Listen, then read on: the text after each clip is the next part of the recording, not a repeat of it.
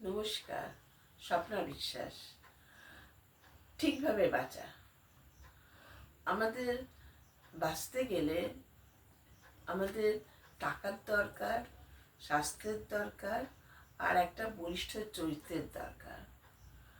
টাকা থাকলে টাকা নষ্ট হয়ে যেতে পারে, টাকা চুরি হয়ে যেতে পারে, সেটা হলে অসুবিধা হয় কিছুদিনের জন্য, কিন্তু পরে চেষ্টা করে সেই টাকা পুনরায় অর্জন করা যায়। তাহলে টাকা চুরি গেলে খুব একটা ক্ষতি হয় না, কিন্তু স্বাস্থ্য যদি নষ্ট হয় সেটা খুব চিন্তার ব্যাপার।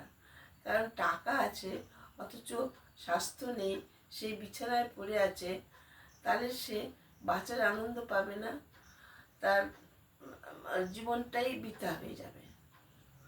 আবার যে টাকা আছে, স্বাস্থ্য আছে, অথচ তার চরিত্র খারাপ, তাহলে লোকে সবাই ঘৃণা করবে, সে বাঁচার আনন্দ পাবে না, সে সেটা তার বাচ্চাটা তার মৃত্যুর সমান হবে। তাই জন্য চরিত্রটা ঠিক রাখা খুবই জরুরি।